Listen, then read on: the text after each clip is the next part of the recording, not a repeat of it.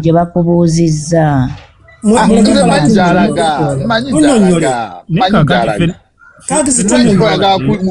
Sina wanje kaziwulira ffenna tetwabaddeyo ne ffenna twabadde tulaba ebigenda mu maaso. Nze nalabye submission ya Ssenyonyi gye yakoze. Ogobera submission ya Ssenyonyi gye yakoze yayogedde ku ssente oba yayogedde ku ttiika. Anti wuliriza voice tubeere bantu bakulu. Twabadde tulaba ku TV.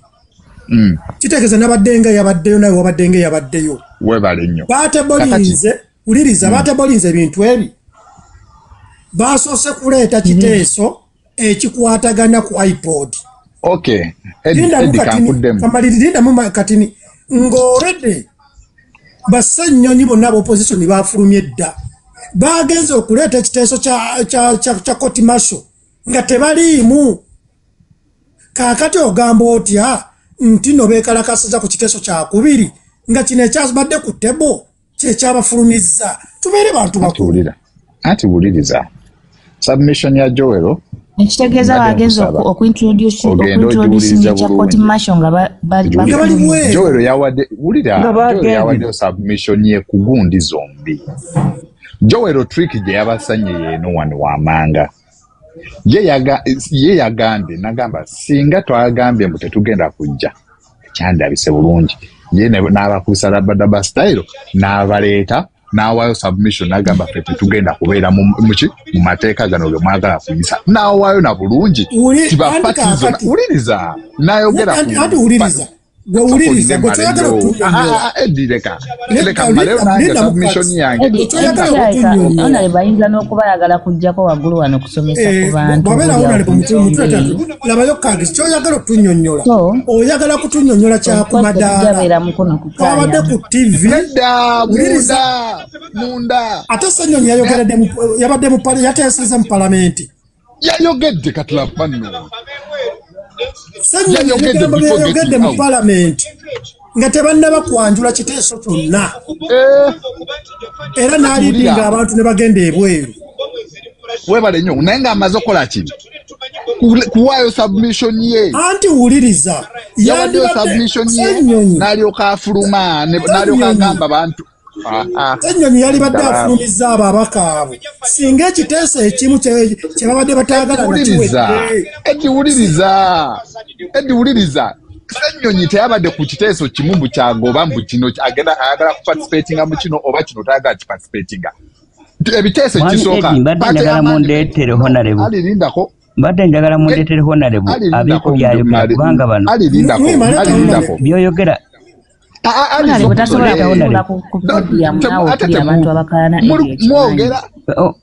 sooka olinde kujja kumatira leka baleete omuntu yabadde mu palamenti abeeko kyayogera sooka oleke oyagala tubulira bya Ssenyonyi toyagala tubulira byakolebwa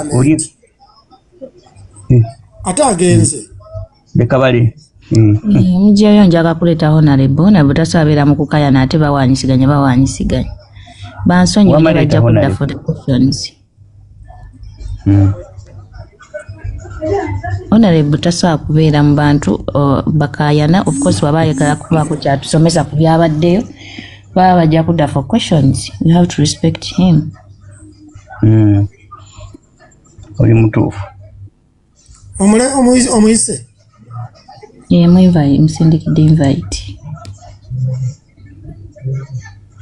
Butali mu kusaala kati zuhuri Magharibi tali mu kusaala ajja kujja kuba nze njagala nnyo byabaddeyo abitulambululiremuko abawona amakomera bagawona as far as I'm concerned. Teri agenda kuwona komera naawe njagala kutegeeza ebintu byonna buli lwogenda makomera. Njagala kutegeeza mwannyinaze ensi eno gy'olaba n'oyo omwami oyo ali mu nsi z'ebweru naye eriyo ekintu ky'oteekwa buli lwolekera ku makya n'olangira ali biwanvu olaba nga tubajjako nga Honorable ali actinga ku byonna batuteeserezaako. Olaba mukulu Eddie Buliwo ensi zonna z'olaba tokeera ku makya n'olangirira nti nze nangiridde obuyeekera n'obeerawo n'oyinaayina tosobola kubanga obuyeekera baabulangirira okenire era n'ebigambe ndinako tukagiza tunnyonnyola kye yabadde agezaako okutunnyonnyola katusirikemu atunnyonnyole. Madam, with due respect, you rather tell me nti tonjagala onenvaako. Nze Eddie Mezaya knows me, sikayana. I don't do foolish stuff.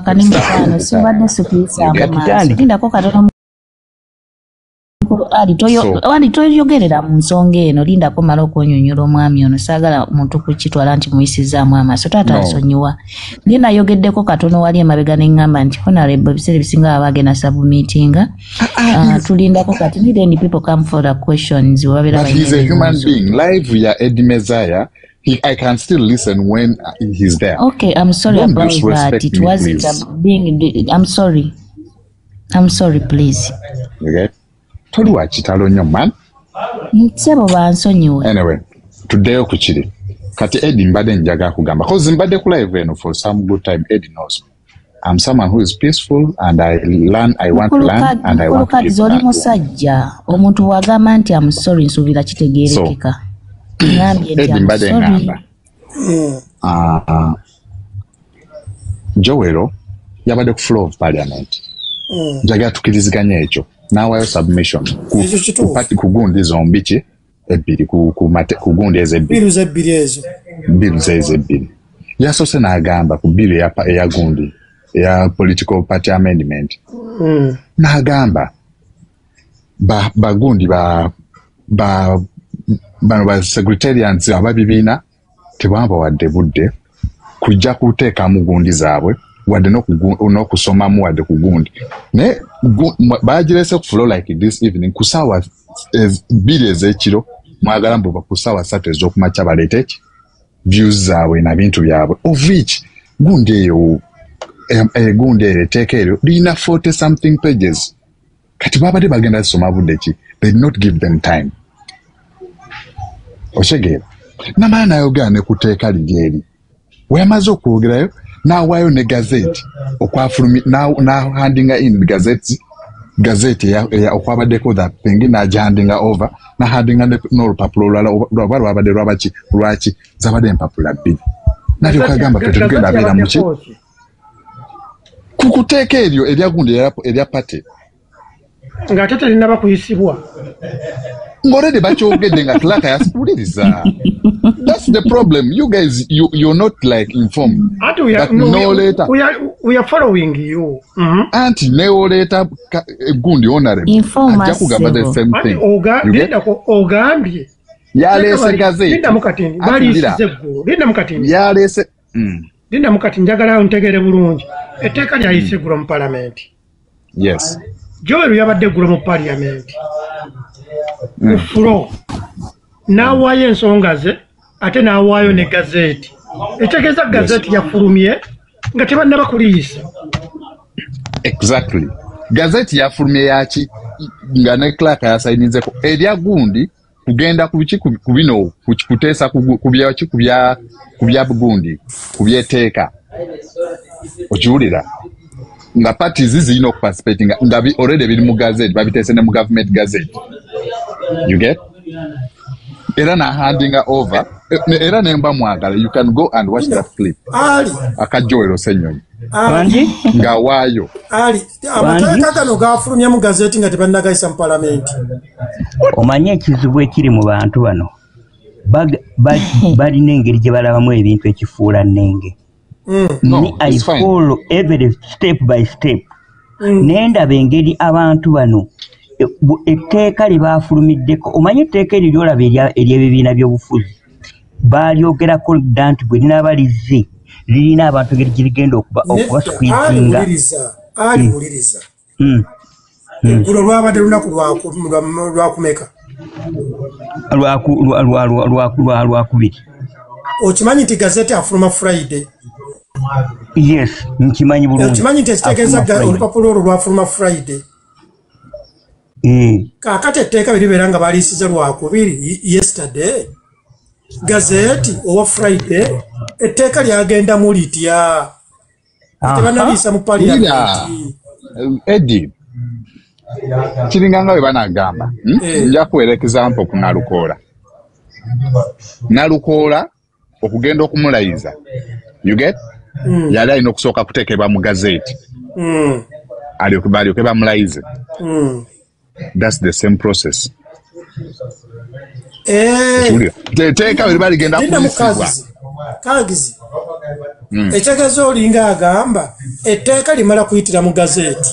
Webale nnyo. Neliryoka lidiisibwa. Neliryoka lijja ku floor of parliament ne bali.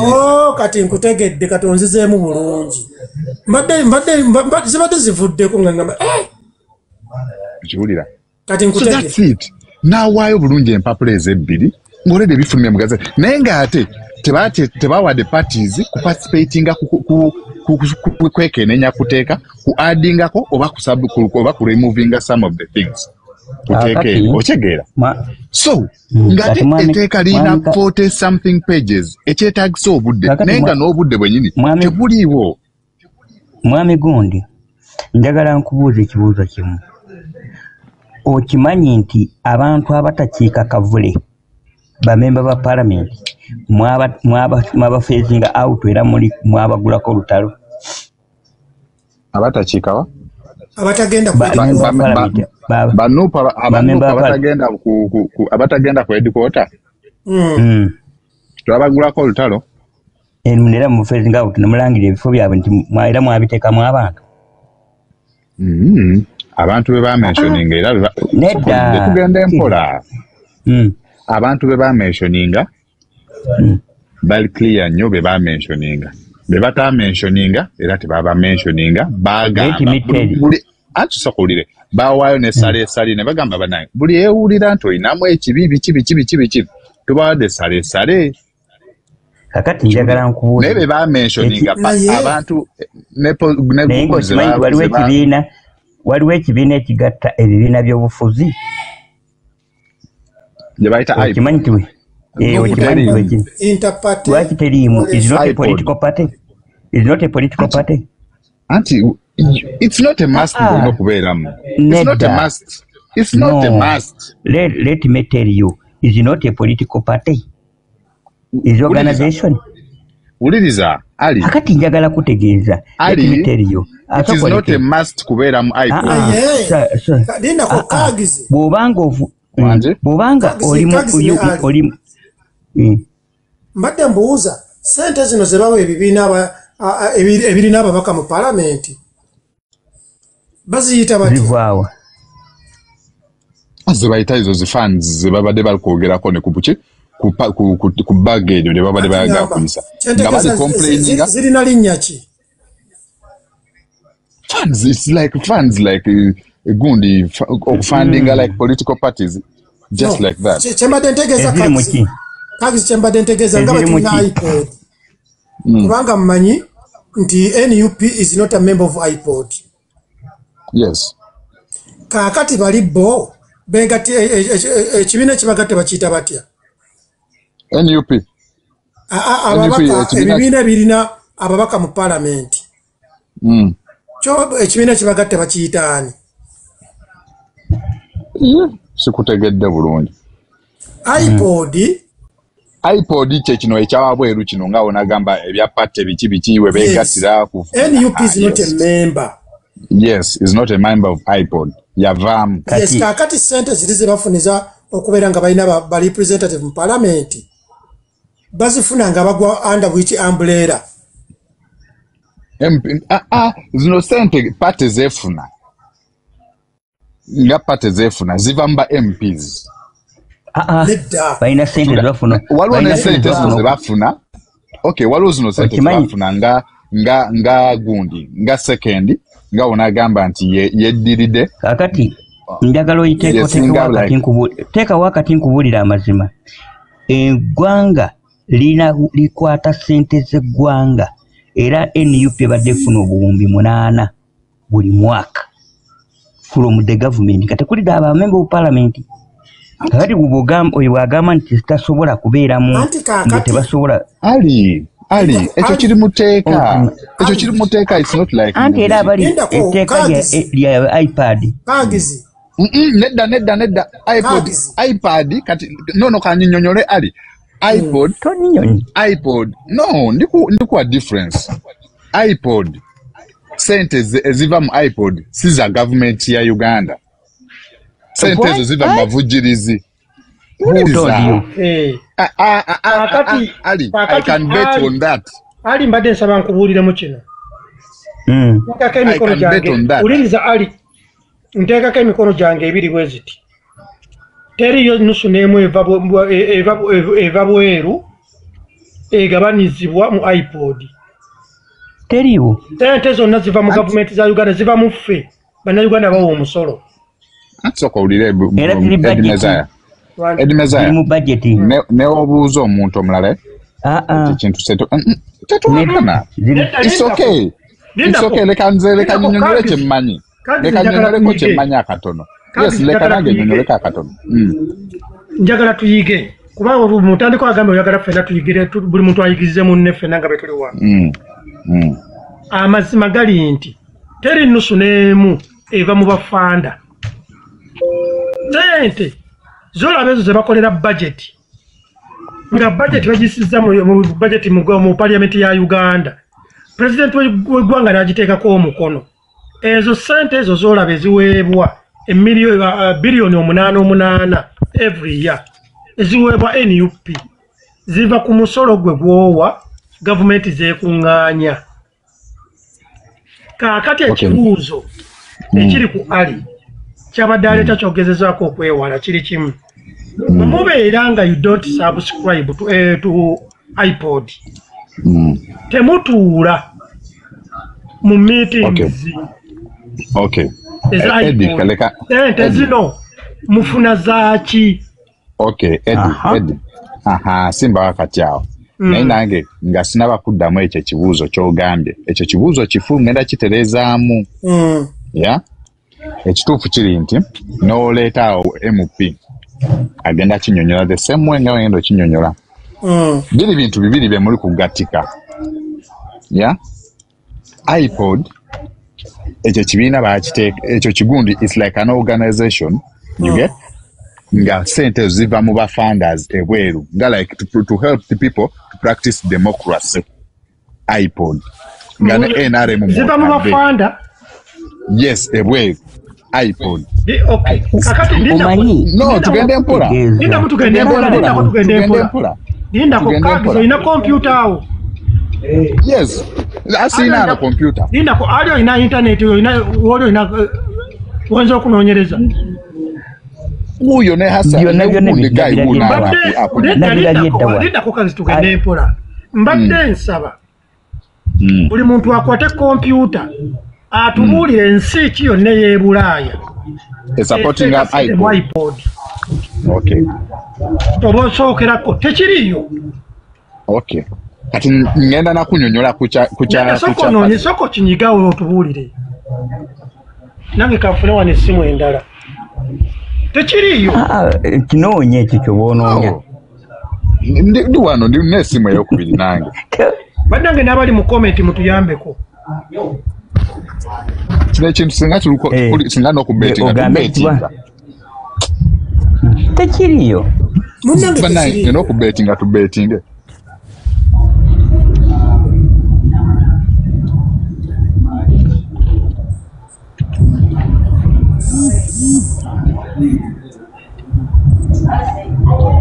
Kubanga ali ogenda kweyiwa vivi ogambye luli nti ate kiri mu constitution. Tebasobola kukola tebasobola kufulumya kiragiro mu constitution ya ggwanga nga sente ziba mu bafanda. Tekiriyo. No. Laba Eddie kiriba ekiti. Waliwo sente government. Anti laba waliwo sente government. Anti go kugira. Waliwo sente ze bawa gundi. So katusiriko government ngo tuwe answer. Okay.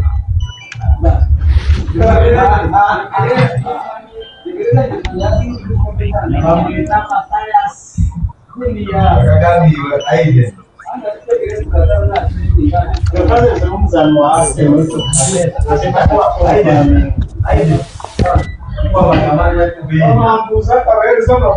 Ugandans and members of the international community. I'm done by the name Roma Patrick. I am a lawyer by profession, human rights activist, and a political analyst. So, members, yesterday, while watching the NTV, we saw people debating a lot about iPod. And today, I decided to write an article titled, Can iPod Extraordinary Summit Deliver Security and Democratic Space for Political Parties in Uganda? That is what I am asking. Of course, you are very much aware that according to the iPod organs, which has the summit and the council, the leadership of the iPod is rotational, both for summit and the council. So this time, it is so happened that the leadership of the iPod falls under the National Resistance Movement. And the chairman of the National Resistance Movement, of course, is President Museveni, and they are planning to call for the extraordinary summit this very Friday. Today is just Wednesday. So, my major concern is, will this extraordinary summit deliver the security and the democratic space for Ugandan political parties? I first began looking at the previous dialogues. After 2006 elections, President Museveni, of course, convened a dialogue, and in that dialogue was attended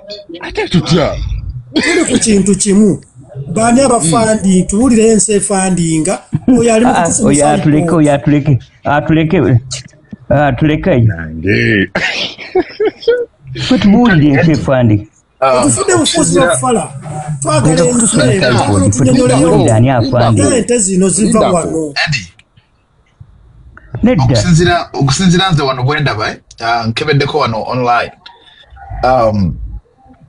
siraba nsi yonna ega nti n'ensi ye fundinga iPod okujjako kyendaba nti agamawanga kigakola regulatinga Oshegera nti bo baliwo mu police government centers wadde nopu wadde FDC Oshegera so it's an internal mechanism nti Uganda fengensi petukwata sente ezo ku budget yaffe ne tuziwa political parties kusinza ku muwendo gwe bayina mu parliament gana amawanga gabeerawo okukakasa nti tuziba wadde so sige gatuwa tuzibawe Max lindako kati ninyo njagala ngambe mwami Kags etteeka eryayise liri nti bwe mubeera nga mufuna ssente zino eza iPod ate nga you don't subscribe to ne mwekweka ne mugamba it is constitutional naye nga ate temutuula mu meetings ssente mufuna zaaki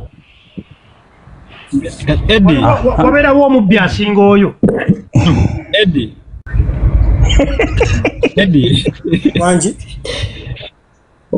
ogamba otya sewo tuli bulungi muganda wa obulamu ogamba ki tuli mu kusoma ate otubuuza naawe mulekadde ayinza okubaga mu kubuuza tuli mu kuyiga teukira ku nsonga tuwe gundi tulinza otusomese nedda size kusomesa naye nze ngamba nti nze ndaba nti omuntu gwe wandinenyezza mu kintu ekyo ye muntu wagaba ssente tegeera bw'obuuza omuntu afuna ssente nti ofuna zaaki sooka obuuza ono azigaba nti gwe obawa zaaki zakukola ki kuba omuntu takiika ate era osigadde omuwa ssente omuwa zaaki kati awo nkutegedde bulungi Yes. Kati gwe obuzibu bwo nti gwe ogenda n'oteeka ku bano tegera ekikaliriro nti gwe sente ofuna zaaki no buuzo ono awono sente nti owaayi sente zoweerabira muganda wange naye teweerabira omubbi wajja n'ayingira mu nnyumba yo nga walese togaddeewo akwatanga bbye kati Eddie nange nekugamba nti bwentegeera nti omuntu ono anziba nange nfuna amagezi agakola ki ag'okumusalira ate omusango akusinga nze anti kati akkiriza okumuziba muganda abamitani muganga Richard yesebu kakati yensonga lwaki balese akalipo kano nti sente zinamufuna zabwere twagala tuzikomire Eddie nze ngamba bwenti nti gobaleke tegera kubanga olwedde nupu bwetakiikeyo yefiirwa onfuna bulungi yefiirwa naye ebibuuzo by'obuuza olina bibuuza muntu abawa ssente tugubadde obawaza ki zakukola ki Eddie kankusiibule njagala genda ku mirimu gy'abandi era enamba yange ngikuteereddeawo mu gundi yange naye njagala kubuulira abantu abo ebintu bye bakaayanako ngiteese wano mu komenti nedda gintere mu inbox eri 0702 nedda mu inbox no inbox oba ogiteekamu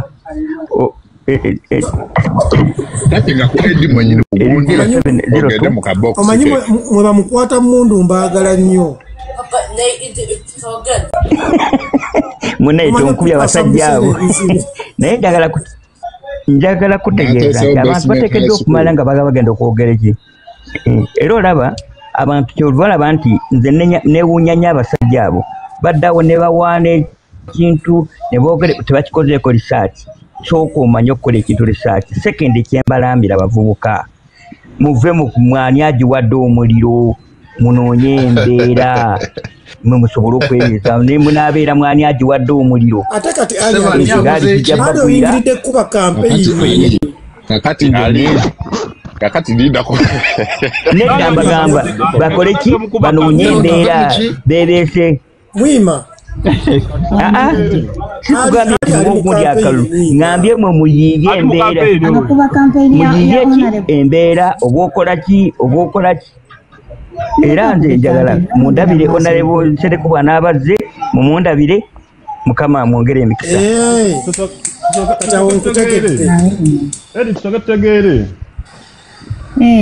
tutegeere kitaata iPod eyo eringa olaba ekunganiro ly'ebibiina by'obufuzi ebikunganya wamu okwogera ku dialogue era yali evujjirirwa ekimu kye bayita NIMD Netherlands Institute of Multiparty Democracy okitegeera kati ekitongole ekyo kyali kitiikirirwa omukulu gwe bayita Frank Alusa yabadde acting deputy acting what wa KCCA idwa KCCA NIMD enyipo yawe yajja mu byobufuzi negana okuyingira mu iPod ekitongole ekyo nekigamba tekikyalina mugaso okubeera mu ggwanga lino nga leading opposition tekola ki teriimu era NIMD neggalawo emirimu gyayo mu Uganda naye yali evugirira gundi yali evugirira iPod eyo so waliwo nekyo bayita Political Parties Act ya 2005 ensi eri mu ngalo bannaye temwefuna nnyo ensi eri mu ngalo kati Political Parties Act ya 2005 mwemuli engabanya ya sente z'Abannayuganda eri ebibiina by'obufuzi tebigira mu iPod because iPod si tteeka sente z'Abannayuganda hashi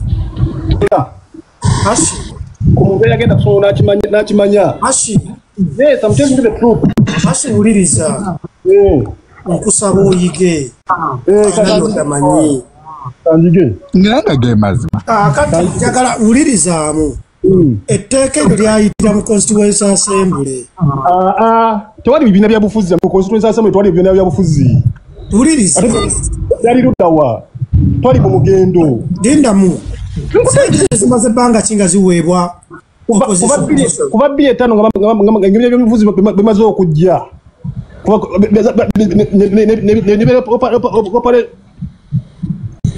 yo mali TDS tugende mpola mpola bano ba mama mbabazi linda ko tugende mpola mpola tekere beri ayiso ebisere ebyo iPod yalina abafujirizi linda mutugende mpola mpola tekere beri ayiso mpalia iPod ya 29 ashirinda ko tugende mpola tekere beri ayiso mu parliament ani aliteka ko omukono ntirikole of course eteka liva mu parliament neligenda wa president nali assentinga 2 Dinda ko tugende yali president Museveni yalisa etako omukono yali president Museveni yes ani ateka omukono ku budget eyisiddwa office era Mr. President office of the president yes office of the president Medaya tabakulakulana office tabela personal to hold ateka ogenze wala toyagala kuyiga abera president togera ku Uganda je tuogera office is a person. Office chibera chifo. Office of the president. Office chibera chifo. Kale mwami Museveni. Techiwandika. Mwami Museveni kale. Kitegeeza nze naawe. Kiriza ntino mwami Museveni yawa NUP emilioni 8 buli mwaka. Bannayuganda. Yes, Eddie. Na ye, the question is abawazachi. No. Bannayuganda nga Bannayuganda nga bayita bakulembeze. Na otakava agume azibakwe.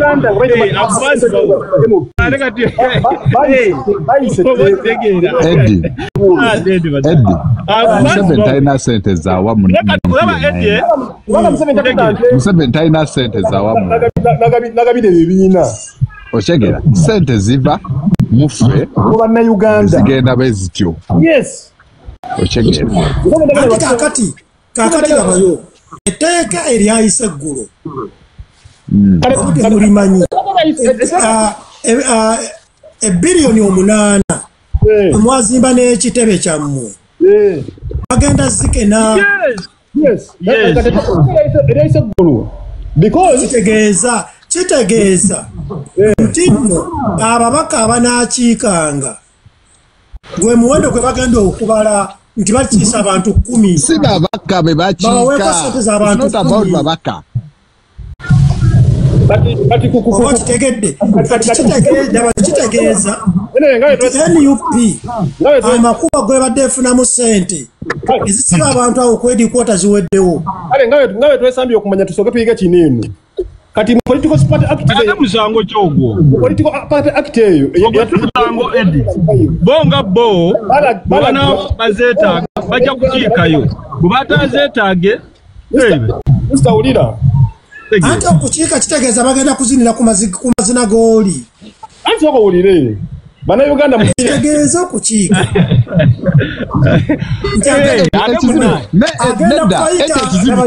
agenda kubagamba bagende iPod si ya State House si ya kugamba muje wa kitula nedda sebo kakati olwaleero njagala kagizo otegeere kino president wabeera ne wabeera mu Owino yebeera wa ofiisi ye tekiriko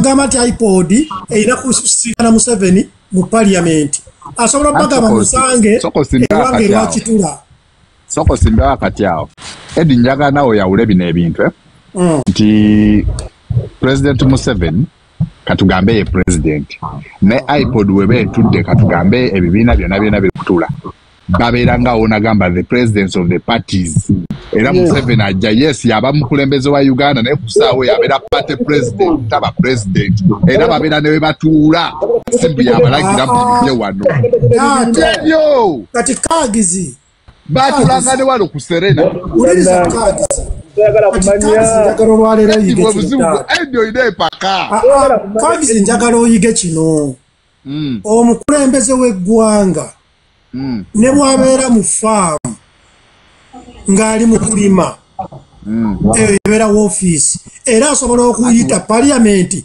ne n'abagamba mujje munsange wano mu faamu yange anti kati awo abali kukola mirimu gyo bwa pulezidenti anti wulira awo bali kukola mirimu gya bwa pulezidenti anti kakati eggwanga naye kati iPod anti sokolinde njagala byawule bino ebibiri iPod weba etudde nti iPod biba party presidency ne ba cabinet tebaba mbu president nedda iPod bwetuula omuntu eyalayira ne bamukwasa constitution okulembeza eggwanga iPod yonna egenda under him Mezaya kati Eddie echenjawulo Eddie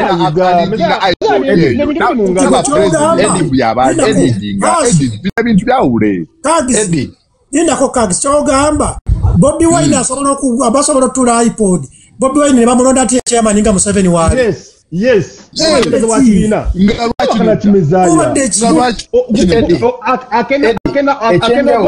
Akena bote yabaddeko president wa iPod nga Museveni waali. Omawe yabaddeko iPod nga Museveni waali.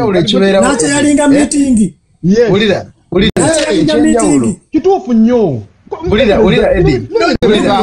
Ekigambo president mukimanyi. Eddie nonyereza ko bintu byawule. Biri mu ngalo.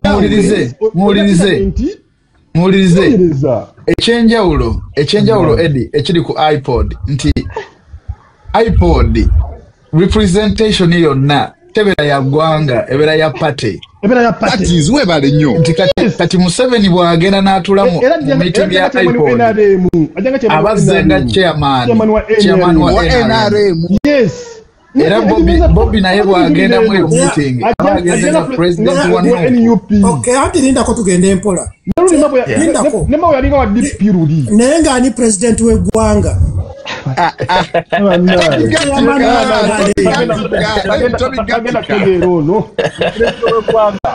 anti saagala mulowoozesa abantu nti ku lw'okuba agenda walinga chairman wa NRM nti ekitiibwa ky'oba pulezidenti essaawa eyo kimugibwako tekimugibwako naye era ku ssaawa eyo aba agezeyo nga party president era tasobola kulagira timwe iPod muje ku state house era balina kya iPod yakulembe yakyalinga nga president w'eggwanga wali eri ashi ne bano bannange naddala kagiza awakana njagala kati mbalage example tugamba mazima kagizi kambalage example y'ekinnassale interreligious council ng'etudde abakulu abakulira amadiini nga batudde ne bayita omukulembeze w'eggwanga omukulembeze w'eggwanga is not part of them naye ate yakyeyalinga meeting Eddie ato example fujo wadigambye boti kankuwa example gye nandi kugambye gye wandyogedde nti interreligious council wetuula wabeera agikulira president bamuleeta ng'omugenyi omukulu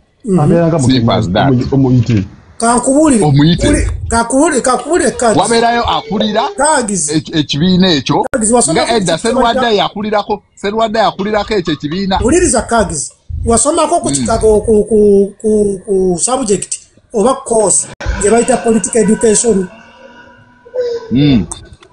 omukulembeze w'eggwanga meeting yonna bw'agijabeeramu yabeera chairman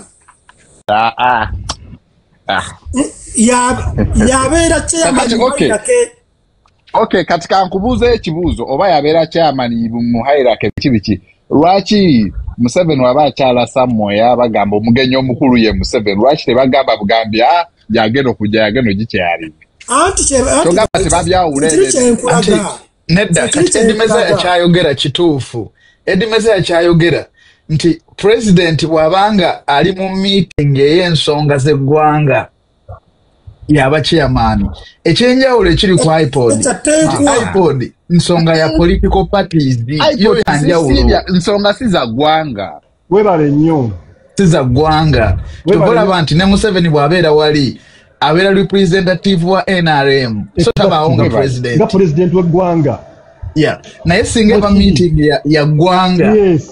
Unala meeting abera president. Exactly. Yes. Kati Eddie njaga kuwa na example n'endala. Museveni waba ali mu Nteeze Lwakitula. Omanyi lwaki nakyo? Kaba president aba ali mu bibye. Mu mirimu gye gyonga ye nga y'omuntu.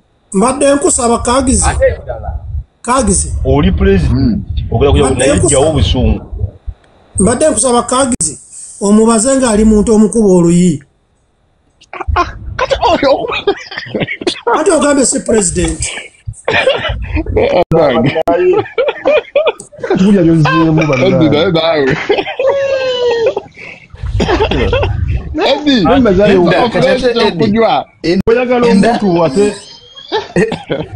In that sense, ngali Lwakitula mu Nteeze ate awo era abakyali president. Okiraba? Neka muzanyisa kigambo kye bayita president. Naye kati meza wategede iPod kitegeeza kyo kituufu. Eyo kyamugenda kitegeera. Agora ja kitegeera. Eri interpret dialogue. Neze mbadde gavumenti. Nze mbadde mbasaba tuve mu high voltage. Yes. Tukakkaneko masanyalaze gano agakozesa bwa adapter. Kati kanku. Uliriza. Tukutute wala nnyo. Kati nze mbadde mulindowooza. Mbadde njagala kubuuza Kagizi ne Muganga ababaga ne Max Talimu. Ne Hash. Nangi. Ne Hash Talimu. Kagizi ali so emotional. Kagizi ne Muganga. Kagizi ali so emotional and person. Kati Kagizi. Waji. Olugalo lwa Eddie Mutwe walulabye. Ye nalulabye ssebo. Balutemera mu kkomera oba lwali luteme? Lwali olwedde lulina damage lwayo. Lwalina damage lwayo olwedde nga luteme kale. Kati awo nkwagadde oyogadde ku mazima. Era bintu bya fake. Si faking, I don't fake. Kati awo oyogadde ku mazima. Nenge mpingo wazirabye musajja era balutemerako ku gundi ku saga ya Kalangala bwe balutemerako bwe babakwatire kala towakana omusajja gundi omusajja oli oyo yali omutemu omubbi mu Kampala gwe bayita Sobi. Yali ali ku interview nga ali ne Kazibe Bashir ng'ayogera mu mission ezaagetinga ssawa mu Kampala ez'obubbi n'ayogera ku Eddie Mutwe. Babo mumanyi kalono gaye mukulu w'ebikondo bwayita Babo kalono gaye akuuma alien skin kati omweru oyo mukyotalo oyo omweru omukyotalo yali boxer oyo mukyotalo mumanyi nze simanyi kati oyo ava kuguli yabivaamu naye yali mubbi naye kati ayinza okubya story entuufu ku ebyo Sobi bye yali ayogera Eddie Mutwe eyo story teyagiriimu Sobi bye yali ayogera kuba ekibinja kye baalimu nzo babumu ava Nansana naye awo mu Eddie Mutwe awo kumpi naye oyo gundi yennyini oyo walugayo mulaba muyita Mulokola ali awo namuŋona naye kifeesi alinga kifeesi bebambe bakwatiramu eyo saga naye Eddie Mutwe yajja buziku oyo Gayo Mulokole yali mukwano gwa Eddie Mutwe Mulokole ng'akuba bikonde waliwo ne Kagayo akalala kali awo Kasubi naye nga mukwano wa Eddie Mutwe babakwateko mu kikwekweta ekimu Eddie Mutwe n'agendayo okubajjayo amawulire gaaka gaamukuba nako ebiseera ebyo kubeera yali atambula ne Bobby naye ng'akyali muyimbi ne bagamba nti mukwano gwa Kyagulanyi bamukwatidde mu bubbi bw'emmundu wekyali kind of bwekityo naye nga ne Babu yennyini w'omubuuza sitoola ajja kubula ekituufu nti Eddie yali azze kuggyayo mikwano gye naye nga olwo olugalo lw'ogamba Eddie terwali luteme by then era wegendereza gwe tunula nnyo ku gaali emabega ng'akyatambula ne Bobby ku saidi y'abayimbi awo gwe lwetegereza nnyo lyalaba n'abagenda ku saluni baasala enviiri bakimanyi before ne after nga vudde kalangala sagaawo. Naye Gisa. No, Gisa, you're saying that olugalo nga politics atandise ne tutakimanyaako. Waliwo babakwatira kalangala oba batulugunya. Ojjukira Eddie Muto yagamba bamutulugunya bamuteeka bonsosika system mabega. Emabega obijjukira. Yalina magere kakirikwako yakanyumiza. Kyembadengeza kugamba nti interview eyo Sobi mwe yayogerera ku Eddie Mutwe. Yayogera nti Eddie Mutwe yagwa mu so. Nga dirwe getinze sawa. Ne bamutema olugalo. Eddie Linda mukatini. Nsaboddeyo Eddie mumanyi sitole zaabwe nzimanyi zonna. Nsaba ogende ku YouTube. Yakyogera yes. Ngari ne Sobi yayogera era nawe example n'agamba mugende mulabe Eddie Mutwe olugalo olwesirwa kitundu.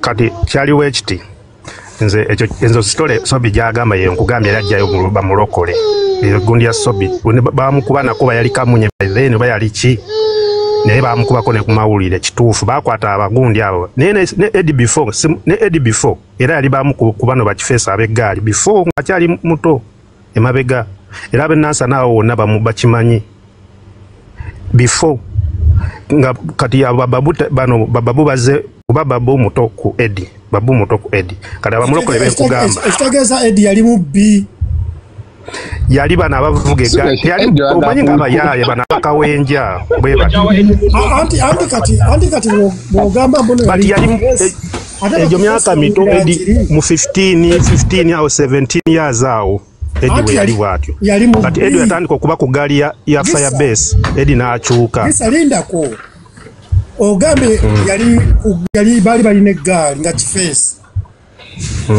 si kifeesi eggaali mwe muzimanyi bulala yali mubbi kisoboka buli omwe alina gyenvudde waliwo kankubulire kankusomese gye bayina eggaali kankubulire eggaali owekitiibwa Gisa saagala nnyo twefiireko buli omwe alina gyenvudde baali bano abaana bakuba ebikonde ulira bana abaana bakuba ebikonde abatambula ne bava mweno jimu ne bagenda mweri okitegeera nga babapangisa ulira nga babapangisa kati nga wonojja nti obaagala bajje bakuumire awantu bakuumire egundi okitegeera ayinza okuba yalimu ensoobo ezo ze bakuba simanyi nnyo naye nga ali ku street before kyemmanyiiko naye sinza kugamba mbu yali bana abajja bana abaana bajja ne bakubayisa bwoba mu kivulungaawo ng'abo abaana batambula ne kamiliyoni oba bawulyanko ne bajja ne bakusalako munoobera mu makkati ne bakusukako essimu ebiwa ebityo ayinza okuba yabirimu sinza muwakanira bati sinza era mumuteekayo mukono kati soka omulemu ekitegeeza Eddie Mutwe yali mubbi sikimanyi ekyo kuba nze Eddie nze Eddie ebbanga lyemumanyidde nkugambye buuza babu yajja okukubulya ekituufu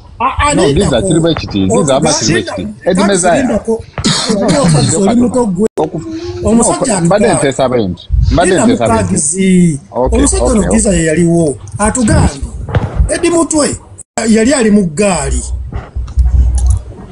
kakati n'atugamba Mezaya nkunyonyodde eggaali naye tokitegedde eggaali gyenkugamba wulira Eddie Mutwe tabangako mubbi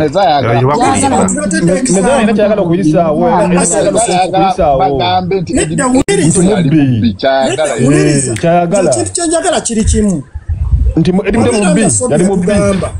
diru yagetinga sawa musite omuyaye ne bamutemako olugalo nawa difference mugende mulaba olugalo oyagala story eyo nkubuulidde omuntu kati tabayo uliriza Gisa atugambye nti omusajja yali mukubi wa bikondo era ng'ali mu ggaali nga babapangisa yaleeta example nga bolaba abaana ba kamiliyoni basobola osanga omuntu ne bamuzingako ne bamuggyako akasimu ke oba ensawo ye kwekubuuza abeera mubbi ulira kyenkunyonyodde omuzi ali mu ggaali yaki ne nkugamba nze eggaali gyemmanyi gye namulabangamu ulira eggaali gye yalingamu yali bano abaana bakubanga ebikonde bayene ebikonde babanga mu gym nga batambulira mu bigroups ebyo but Eddie yali mwana muto like 15-17. Kyogamba ati n'oyo mwana tebali yemanyi tebali yeruzira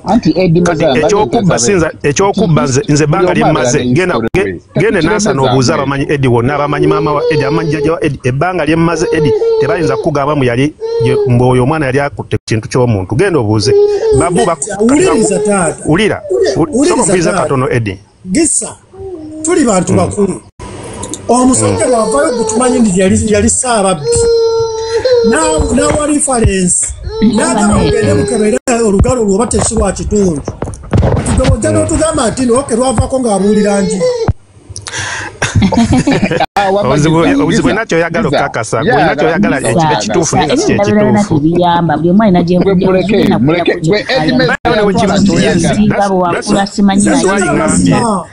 that's why Eddie ngambye nti sinza muterawo mukono because saatambulanga naye nze kyemmanyiko ku Eddie gwe mmanyi nze Eddie tuva ku kitundu kyekimu naye kyemmanyiko n'ogenda n'obuuza yes kyeŋŋambye naye era basubibo twabamanyanga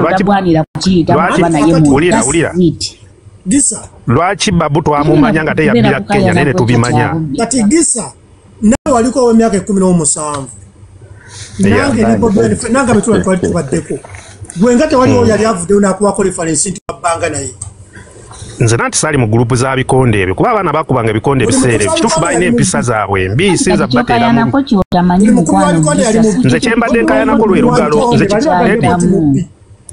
Eddie kyenkayana lwe lugalo lwa Eddie Mutwe okugamba mu baalutemera mu bubbi nedda naye nga kintu kikkirize buli muntu abula ne hisitole we ekituufu sikiwakanya ekyo buli muntu aba ne hisitole naye nze olugalo nedda bwaba bakwatire Kalangala baba batulugunyiza ennyo genda olabe sitole ya Eddie naye akyogera nga bakamata baba bakwatira ne banubiyaniri eyo gaali gye bakwata okusinga abaana bakwatire Kalangala genda olabe sitole omugenzi kirumira omumanyi omugenzi mumanyi nnyo oyo ye wakaalo mumanyi okimanyi nti n'omusajja gwe bayita maana buli omu waako ku kyalo kyewamu oyo omubbi yafa soba labamba osimanyi namanya ga Eddie amatuufu gwe Eddie gwe nkugamba Eddie twawula gundi emu omubbi yatugamba nti kirumira amanyi bulungi nnyo Eddie kubanga ye yabayigganyanga ababbi b'oku kyalo Okay, Eddie, wala kyotegedde gwe naye ng'ekituufu nze kyemmanyi wombuuza gwe kyomanyi oba kyekyo twala ekyo naye nze wombuuza ekyo kyoyagala kutwala nze wombuuza ekituufu si kyekyo tewaliiwe kigatirwa ekiyambira tugenda kusula wekiyambira waawano mwabadde abantu basoose ku insinuwentinga nga balaga nti olugalo baalutemeddeko mu kkomera era baalutemerako mu kkomera naye si kuguna omulundi anti bwe babeera nga baalutemako mu kkomera yali abbye eki yali tabbye baabakwata yali tabbye gwegenda resitole y'ekalangala genda resitole y'ekalangala ne Junior yaliyo tamale birundi Junior babakwata listen Junior siwe NRM kati olwo babakwata ba Eddie ne Junior yali y'ekalangala tewala DVD yasemba okukola nga adduka nga bamaze obasalako kati buuza Junior naye siwe NRM obuuza sitola jagikubuli entufu olugalo lwe terwali bwe lutyo Eddie bw'abeera nga yava mu kkomera ekalangala n'anyunyanga be baprisito mu nnyolo agakata mukulu yali ajja kutubuulira nga bwe bamutema olugalo genda ononya interview eyo gyalaba nga weyalaganga ebigundi byonna yayogera ku kiga tosobola kwerabira kitundu kye bakutendeko ku mubiri genda ku Ghetto TV nanti yagiteekayo genda olabe interview ya Ghetto TV gye yakola alulaga genda olage olabe ng'agamba nti batemyeko genda ononye Ghetto TV interview gye yakola nga batuze yali video bonna yabiraga gwe genda n'akulaga neno ku mugongo yonna gwe genda olabe kiwulirangako bannange ekyo nange genda wano wonna abantu bali wano bali buli muntu alina kompyuta abamu balina Ghetto TV wamamu tuyambe mutunoonyeza Ghetto TV ulira genda kwa Jona yakola ne interview eri ku YouTube Ghetto TV yes Ghetto TV kinonyi yaliko n'atusunguze Jona yamukola interview ginonyi Mwana igisooka gundi jemanyi obulungi ne batemako omuntu akagalo ne batapostinga ku Facebook handles. Tosobola na kusobola kugamba mbuno. Bakalaba omugu batemyeko. Walabo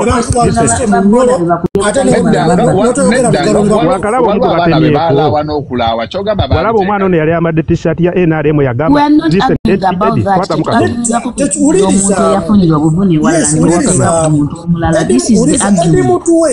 kamera zonna kwe zituukira.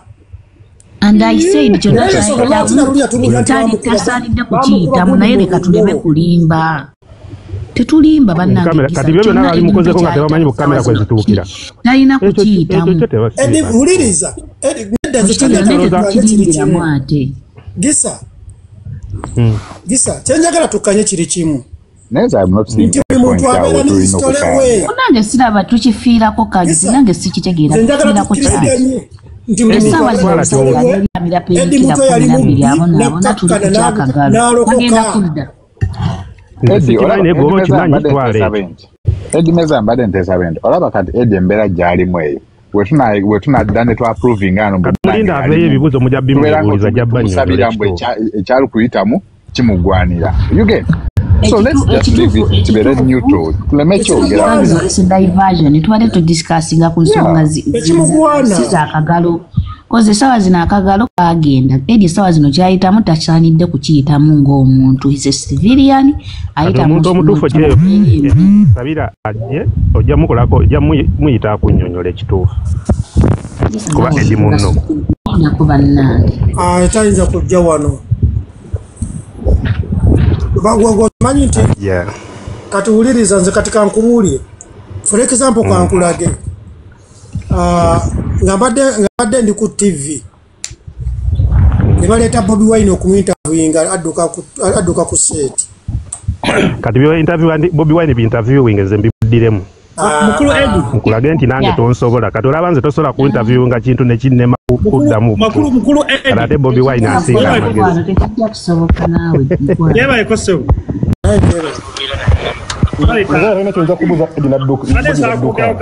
takiriyo tugambe thinki takiriyo yogera mukwano think beyond the scene. Omanyi ekifaananyi ekyo bakireese mutuufu Eddie bamutemye ku lugalo nze nasoose kutya ne buli omu n'atya naye wenagenda tokulaba bukundu obulala ku bagamba Eddie yali bamutemako yonna emuseegi ekireetera ebyo byonna okukozesa nti no bamutemyekero nakiribi olwa past events ezibeerawo ogamba era wekyavuddewo bwekitira olwo bategereddewo nti no yes bamutemyeko kubanga that's what they've been doing abantu bwe batyo nti oli baavaayo nga bamutemyeko okugubanga awenyeramu ate okukwagira basooka muno bakutemedde eri kubanga those guys are capable of doing anything nti oli bamukwata paasi ne bamwokya mu kifuba ku sides najja ne bagamba nti nuupu yegakokyeza naye n'avaayo n'omwogezi wa UPDF comfortably ne batunula mu kamera zino bali banyekeza bigenda ate okukyuka nti bali bagala kumupa ssente kati after looking at that n'otunuulira nekino ekyolwo olabira ddala nti those events are just bisoboka wadde bifu era oli bano balumbuye basobola kikozesa nti bamutemako kubanga that's what they've been doing with other people.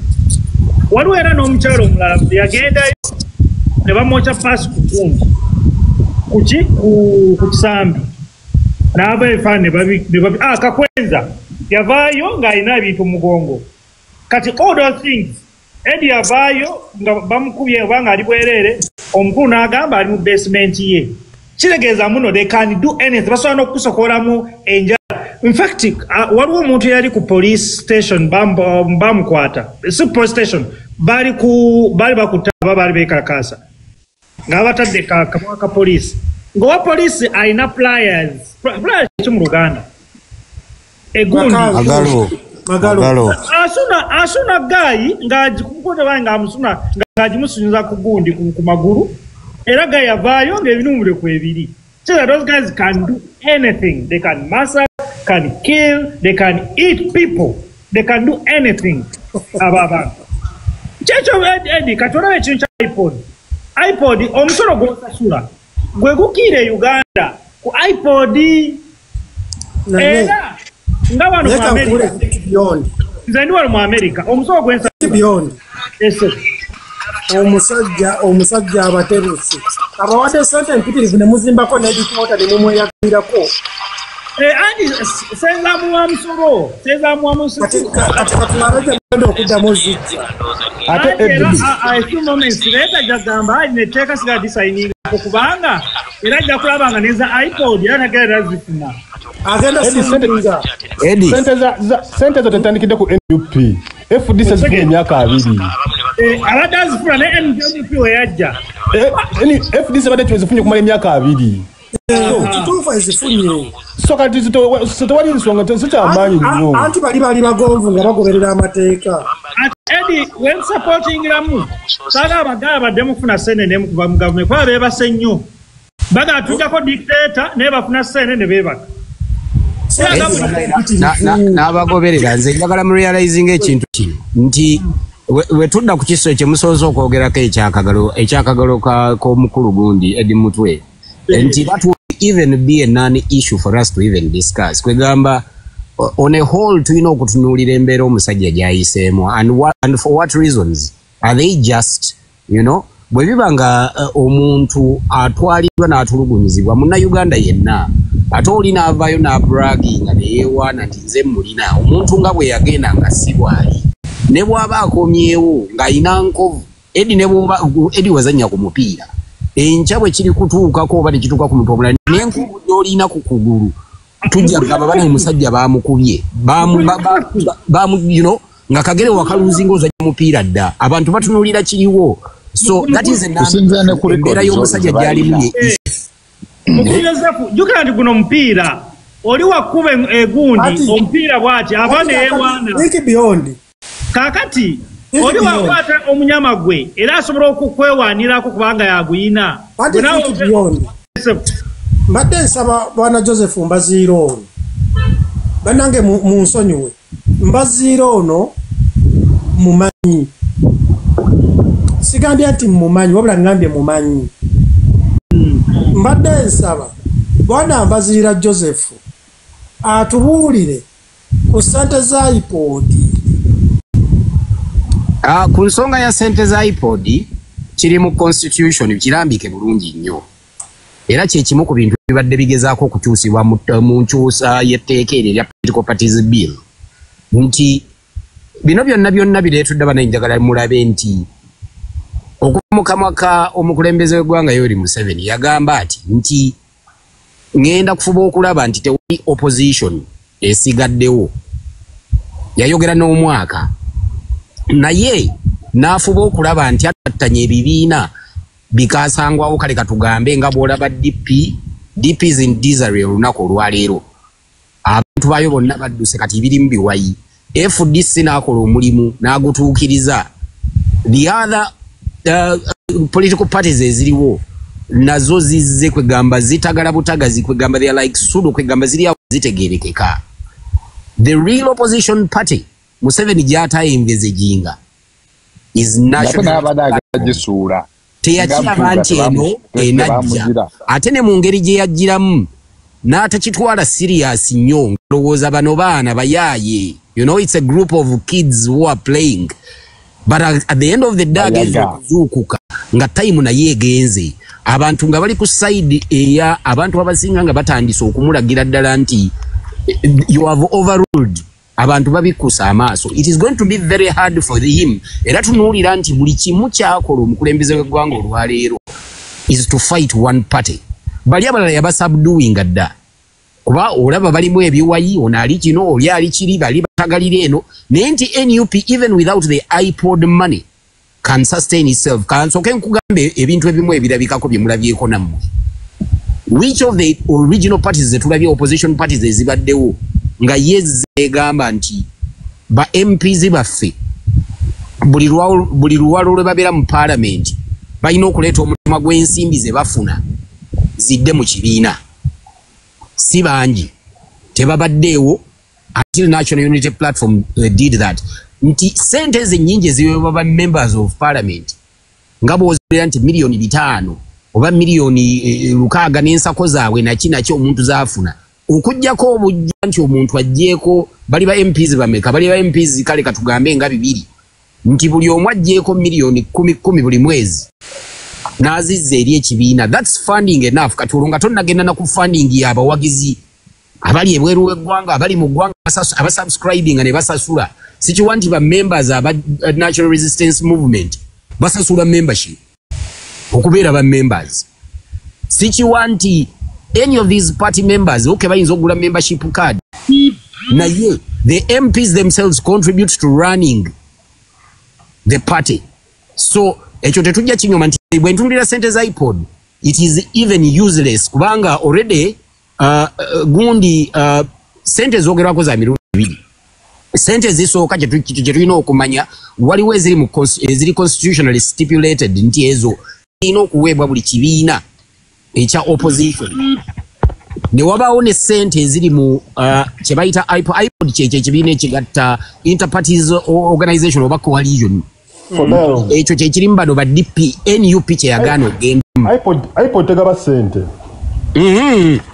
tegaba sente naye gavumenti erina okuwa buli memba ali mu kibiina ekyo ng'oggyeko ezirina okuweebwa okutemebwa nti kino kyekibiina ekiri mu majority of leadership numerical strength ekiri mu act ya parliament ekiri mu act ya parliament waliwo neziweebwa kati ekyo NUP kyeyagaana okugenda in etteeka lino lye baleese eryennongoosereza nti lyaga nti buli party okubeera mu bibiina mu organizations ezebbiri okusobola okufuna sente ezo eza gavumenti balikola ennuupu nti kiddayo ku kiri kye nabagambye nti bwe mba mutunula buli ntuuka zonna ezikolebwa lino etteeka lyatwalibwayo omubaka ono eyali gundi loop ng'ennongoosereza but byonna bikolebwa ku subduinga one party which is the real opposition. Yes. Bayo kanyongezeka Mr. Joseph. Olaba obaite ettaka ly'ebisiyaga kati nga baagala Kyagulanyi agambe ayogere awe comment ebisiyaga n'agamba won't comment. Ekyaggweera nga kitwaliddemu NRM olw'ensonga nti abantu ensi zino zalekerawo okuwa sente ki NRM government kati olwaja nebatandika akyogereko Kyagulanyi n'agaana okwogerako kubanga obwongo yali abuyina ate yali alina experience yakyo UK. I think otututtewa just kwongerezaako oba kuzaako eno nga tetunagenda na ku nsonga zaakundi kuba zirina bwe kikwataganira ne think ayogerako nti ekintu ekyawaliriza gavumenti ya President Museveni okuba nti omutemwa guno guliwa ebibiina bino ebyobufuzi ebirala gavumenti yagenda neeraga ekifaananyi ensi nti tuli mu kye tuyita multi-party politics ye politics ow'ebibiina kati ensi zino nga bw'olaba nowe Finland Sweden ze tulimu ne US yennyini omusimbi gwebadde gyefujjirira Uganda ogusinga gubadde ku kakwate nti mulina okubanga muli mu multi-party politics. Yes. Kati ekyo kyokka nti bwe baba tebakituulidde kubanga Museveni ennaku zino agamba nti nze sijja kweguya sente ez'ebisiyaga zaavuddewo zibadde zigenda mu gavumenti ekyo kyonna twatuuse tekimanya. Trump yazze n'ayasa ekyama naye mukulu Eddie now tujja kumaliriza nsonga eno muganda wange ekyokubiri nti nze ndowooza gavumenti tebadde oversighted kutunula mu maaso kulaba kintu kino gye kiraga unless nga basazeewo okugamba nti we are going to openly become a military dictatorial government. Because this seems to be what is being built up. Nti gavumenti yamadde ate era terina democracy na zino ensimbi mu bbanga eritali lyawala if this goes ahead bills zino ebbiri ne ziyisibwa Uganda is no longer going to be counted as a nation of multi-party politics. You are exceptioning ekibina ekimu naddala ekibina ekirina amaanyi mu ggwanga okubeera nti okizizza aside kubanga on the basis of etteeka kuba etteeka lyoleka nnyini lisosola. Why should you force a party to be part of an organization that they think is not by their structures? They are very used. Bwana Joseph. Bwana Joseph. Yes, ebo. Bwe tubeera nga tuli mu kibiina ne bagamba nti buli mwana anajja mu kibiina anaamalako wiiki agenda kufunayo point 2. Igwe n'otajja naye ng'ate points 2 ozifuna ani abeera omubbi? Bwe liba nti tteeka nti mulina okubeera mu kibiina nga points ezo 2 nzifuna gwazimpa oba ozimpeera kuba nange nina okuvaluinga nenga nti mu kibiina ngenda kusomayo ki. Bwe mba nga nzize mu kibiina ekitutwala ku ssomero kusoma, naye bwe mba nga ngenda okulaba nti ngenda ku ssomero naye nga bye ngenda okusoma tebigenda kunnyamba oba tebigenda kungasa oba naggasa bigendererwa byange, kiki ddala ekiba kintwala mu kibiina okuggyako gwe omusomesa okwagala okunkakaatikako nti bwe tugamba nti it is freedom of speech, freedom of expression, why would you then dictate nti omuntu akole ekyo gwe kyoyagala? Freedom of speech and freedom of expression bwe ngamba nti nze ekyo sijja kibeera mukiringa ngamba nti bano basiyazi naye tukikakatako okuba nti obakkiriza. Mbanga nze embeera sigikkiririzaamu sijja kwegamba nti I'm part of it, era nja kusigala ebbali ngambe mukole ebyammwe, ekibiina sijja kiyingira. Era bakoze mistake nnyo kati Kyagulanyi naye nzokozesa eyo ate gundi point yennyini ogenda mu mawanga amanaaga abanye profesa agabuyambi tekyafuna sente era n'abakubajje nga ku yebisiyaga kuba Trump yava n'agamba naye tekewa amaaso abiri actually tutunuulire billion nze nayogedde ku live ya Honorable Gundi Goretti ono mukyala weeyo mu Masaka eyo Namuga nengamba olabe etteeka lya UPDF Act eryo liba wemawogola tuli ku site indirect ziri acts 2 actually ziri bills 2 bill political parties bill agayise gali abiri tegayise ati bana ate na kino katukirongose gayise already bagenda signing nga Museveni yali tukirongose etteeka bwe liba lidebatingiddwa parliament era ng'eyitibwa bill eba ekyali bill nti omukulembeze w'eggwanga ne bw'aba agambye nti lino ndisayininzeeko likyayinza okubeera challenged. Njagala muddeyoko mulabe ekikolwa kya leader of opposition mu parliament yakoze nti abantu bangi abali eno ebweru bagambye nti temugenda mu parliament, era ndowooza kyanyonyoddwa somewhere ne bagamba nti temugenda mu parliament kuba tekyabadde tekigasa ne numbers temuzirina era etteeka bajja ddiisa.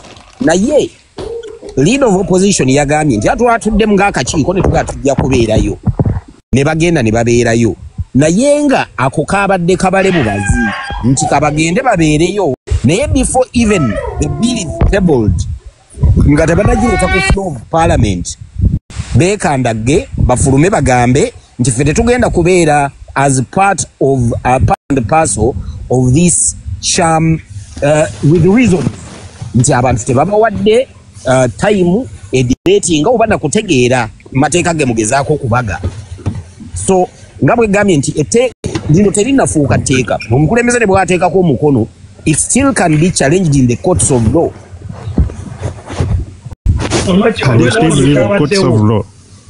Wangi olw'ekikolwa ekyabaddewo nti evidence eri nti twatuuseeyo mu parliament ne tutebolinga ne tubalaga nti ffe ng'aba opposition tuli part and parcel of this, tetukkiriziganya na mpisa ya tteeka lino olw'ensonga nti ebirimu birumira ate nti n'abantu tebabawadde kadde. So that is evidence enough. Naye bwe baali baddewo ne bateekinga kwegamba ne beenyigira mu kulonda obwo bujulizi obugamba nti mwenyigiddemu ekitegeeza baba basize businzi. Naye kati wano waliwo grounds ezigamba nti abantu bo bagamba nti tebijja kubeera na bintu bikwatagana na bintu bitagasa bantu oba ebintu ebigenda oba etteeka erigenda okunyigiriza abantu nti lwaki nga twaziteeka wansi wano. Ako kakalipo nkalaba ekali kyova olaba bali aba NRM propagandists bagamba lwaki tebasobola kuteesa ku floor parliament lwaki kati badduseeyo mu nsonga eyo Joel yabadde mugezi yafuwa siyinzi. No anti realizing mukulu Eddie n'abatulaba nti ebintu bingi National Unity Platform byekoze oba byekyakola nga biteeka government on the wrong foot. Nti ekisooka tebamanya what is coming when it is coming. Nti ebintu ebisinga bagenze ne bakola blunders nyingi nnyo Museveni ne government ye nga bakola blunders ezo nga tebamanyi what is coming. Babala kino abasajja aba National Unity Platform oba ekibiina kino ekya National Unity Platform kyo kibaze kiri like 2-3 steps ahead, and that is what is called panic. Taking decisions in panic. Egamba simanyi oba nti wakyali abantu abalowoleze NRM abasajja abakuzeekuzeemu ababaddewo. Tulina abasajja betwalabako abaali ba debaters mu parliament nga bateeka ensonga ku mmeeza. Naye bwana Mbaziira tukkirize tugaane abasajja b'NUP bakubye parliament ne government ya President Museveni endobo. Akazanya kukabadde kazibu. Ekyo tekirimu na kuwakana nti nakati bakyali mu dilema olw'ensonga nti tebamanyi what is coming. Ekigendererwa bo babadde bamanyi nti abasajja ngenda bwe tulabye emabega awo ateeka ge bazze bayisa ag'ekimpatiira togikwatako tuddeyo. Ekyo kati nkiwa National Unity Platform yayigira mu togikwatako.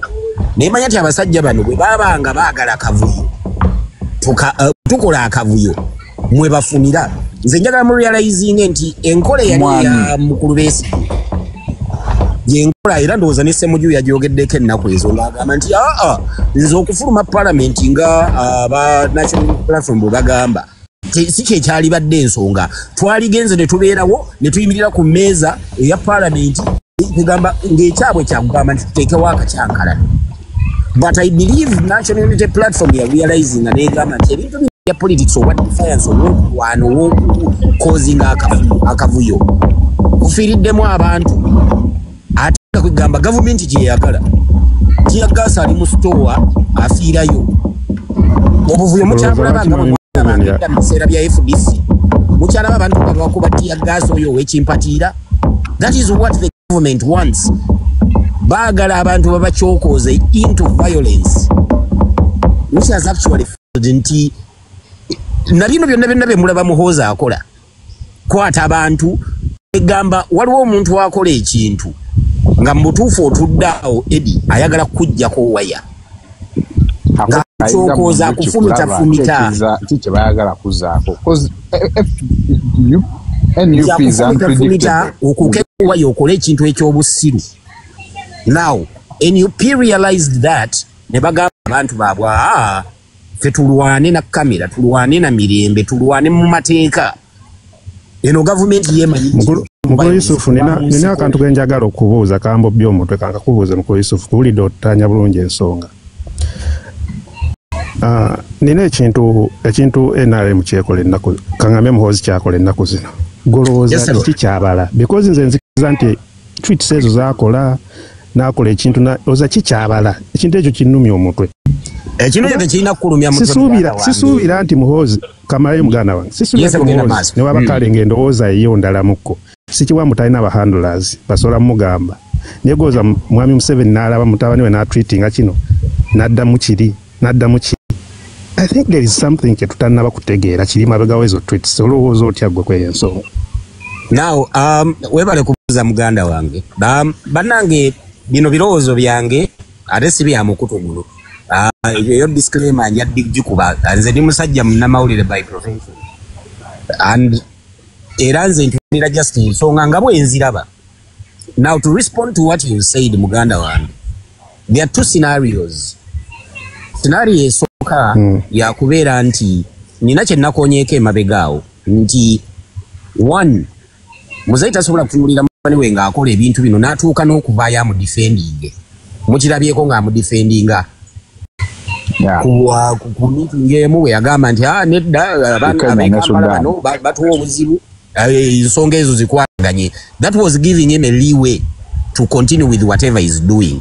Tavangayo n'akondeminga whatever statements mutabani we zaakoze ezizze nga ziyinza n'okuteeka eggwanga mu katyabaga towards neighboring countries in the region.